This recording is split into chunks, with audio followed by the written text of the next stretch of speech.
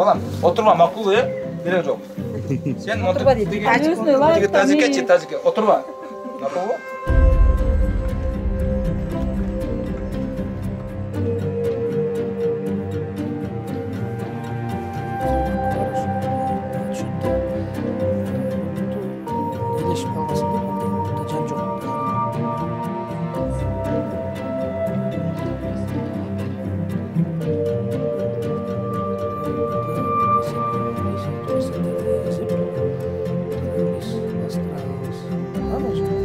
Учурда Нуржигит мектепке барып жатат.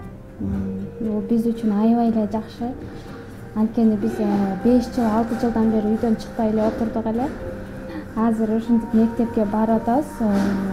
Мага айтышкан үйгө эле келип окутайлы деп, бирок мен ошо балдар менен аралашсын Нуржигит депчи. Балдар менен аралашып, өзүн мындай түн сезбесин деп.